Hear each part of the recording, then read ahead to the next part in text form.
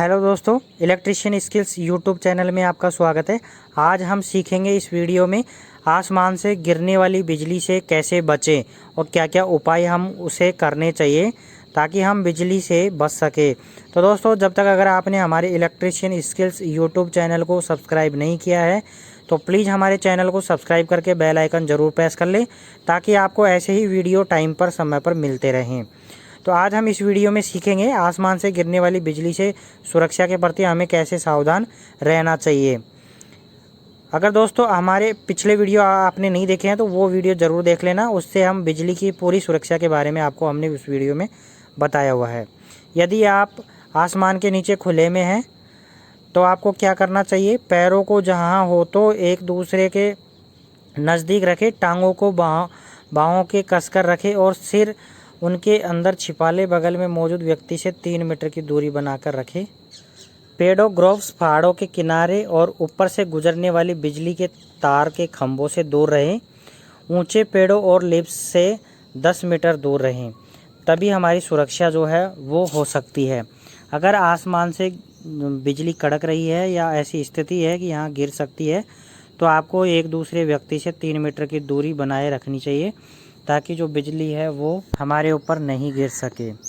उसके बाद आता है, यदि आप पहाड़ों के बीच में हैं तो आपको उस समय क्या करना चाहिए। चोटी से दूर रहें, आसपास की सबसे ऊंची जगह से दूर रहें। किसी अन्य व्यक्ति और मेटल की चीज़ों से, हुक, सीढ़ी और रस्सी से कम 3 मीटर दूर रहें। हमेशा ध्यान रहे दोस्तों, अगर पहाड़ के पास में हम खड़े हैं या उसके बीच में हैं तो पहाड़ की चोटी से हमें दूर रहना चाहिए, क्योंकि ऐसे जगह सबसे ज़्यादा बिजली गिरने के चांसेस अधिक रहते हैं, इसलिए हमें उनसे दूरी बना के रखनी चाहिए। और यदि हमारे आसपास ऐसे कोई मेटल्स या धातुएं की सीढ़ी है या और अन्य चीज़ें हैं जो मेटल से बनी हुई है, लोहे से इत्यादि से, तो हमें उनसे कम 3 मीटर अधिक दूरी बना के रखनी चाहिए, क्योंकि ऐसी जगह भी सबसे ज़्यादा बिजली गिरने के चांसेस अधिक रहते हैं। इसलिए अगर दोस्तों ये सावधानी बरतोगे तो कभी भी बिजली जो गिरती है उससे आप सावधान रह सकते हो।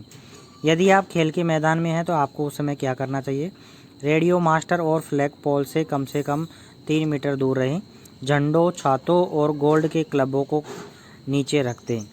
ऐसे अगर कोई झंडे हैं या गोल्ड के क्लब्स हैं तो उन्हें नीचे रख दें, क्योंकि सबसे ज़्यादा बिजली गिरने के चांसेस भी उन पर ही अधिक रहते हैं। और यदि खेल के मैदान में खंभे लगे हुए हैं लोहे के या किसी और अन्य धातु के, तो उनसे भी कम 3 मीटर की दूरी बनाए रखनी चाहिए।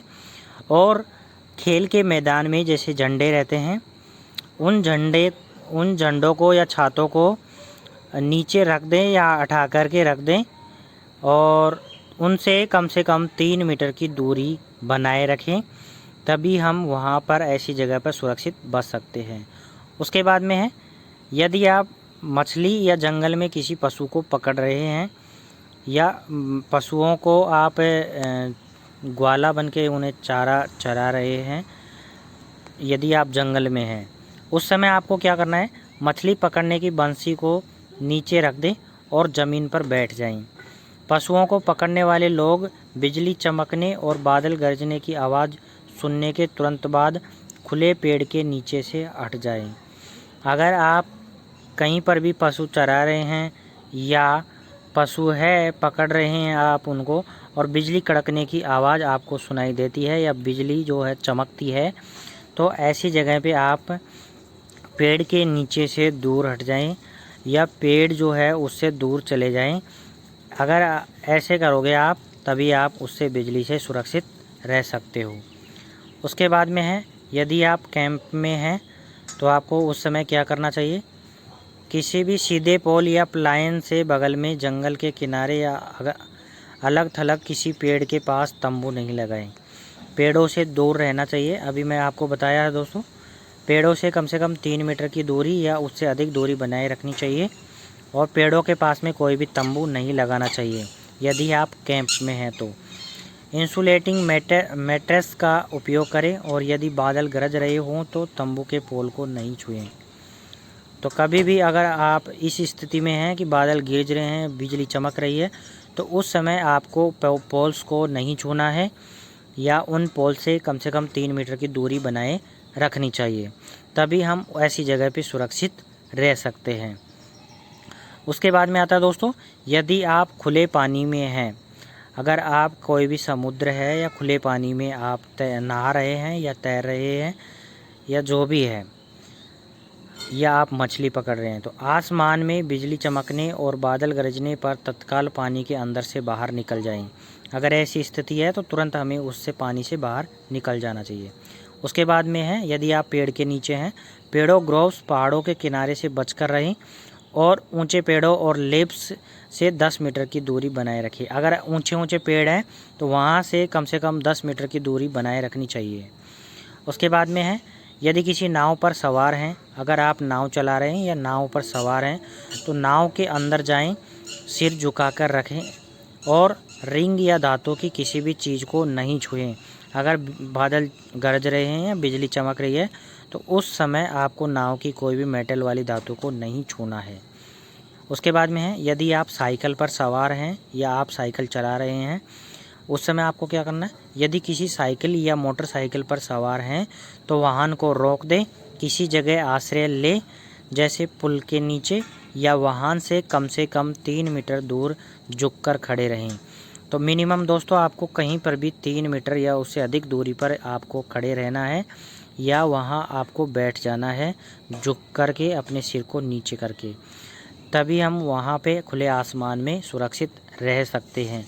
या अगर आप साइकिल या बाइसिकल, मोटरसाइकिल, कुछ भी आप वाहन चला रहे हैं या आप वाहन के पीछे बैठे हुए हैं, तो उस स्थिति में आपको दोनों वाहन को रोक करके और आपको उनसे कम 3 मीटर की दूरी पर आपको बैठ के नीचे सिर झुका के बैठ जाना है। उसके बाद में है, यदि आप किसी कार में हैं और भारी बारिश या बार बार बादल गरजने की स्थिति में निकटतम स्थान पर वाहन रोक दें। ऐसी जगह वाहन रोक दें जहां पर पेड़ पौधे आसपास नहीं हों। उस स्थिति में बादल गरजना रुकने का इंतज़ार करें, ताकि बिजली की चमक से आंखें चुंधियाने की वजह से आप वाहन का नियंत्रण नहीं खो दें। तो ऐसी अगर स्थिति है तो दोस्तों हमें वाहन को रोक देना चाहिए और हमें तब तक का इंतज़ार करना चाहिए, या तो बारिश रुकने का इंतज़ार करना चाहिए या फिर बादल गरजते हुए रुक जाएं, उसका हमें इंतज़ार करना चाहिए। तभी हम ऐसी खुली जगह पे दोस्तों सुरक्षित रह सकते हैं। और दोस्तों अगर आपने ये नियम जो मैंने आपको बताए ये फॉलो कर लिए, तो कभी भी आप अगर आसमान में बिजली गरज रही है या गिरने की स्थिति में है तो उस समय आप ये सुरक्षित रह सकते हो। उसके बाद में है, बादल गरजने के दौरान निम्नलिखित से परहेज करें। बादल गरज रहे हैं उस समय हमें टीवी नहीं देखना चाहिए, इंटरनेट नहीं चलाना चाहिए, इंटरनेट सर्फ नहीं करना चाहिए, मोबाइल फ़ोन पर बात नहीं करना चाहिए और झरने पर हमें स्नान नहीं करना चाहिए। यदि कोई आसमान से गिरी की बिजली की चपेट में आ जाए तो क्या करें? अगर कोई व्यक्ति जो है वो आसमान से गिरी हुई बिजली की चपेट में आ जाता है तो उस समय आपको उसका क्या प्राथमिक उपचार उसे करना चाहिए।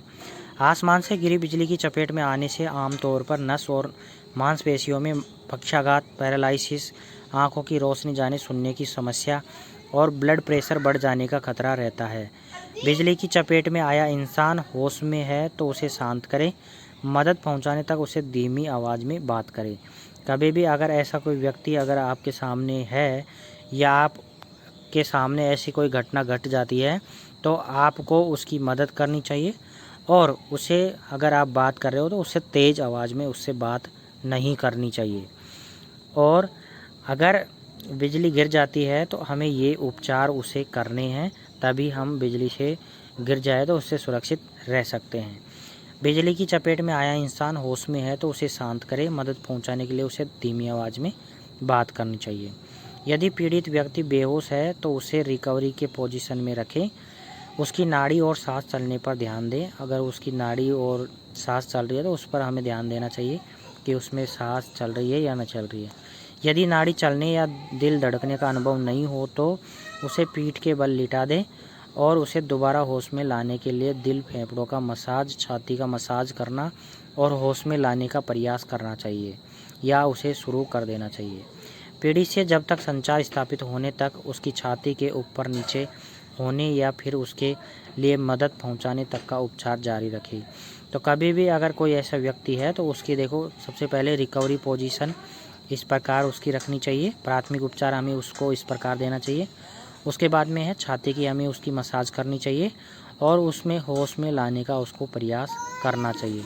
धीरे धीरे हमें उसको होश में लाने का प्रयास करना चाहिए। तो दोस्तों अगर आपको ये वीडियो हमारा पसंद आया है, अगर आपको ये हमारा वीडियो अच्छा लगा है तो प्लीज़ हमारे इस वीडियो को लाइक करें और अगर आप चैनल पर पहली बार आएँ तो चैनल को सब्सक्राइब करके बेल आइकन जरूर प्रेस कर लें। धन्यवाद।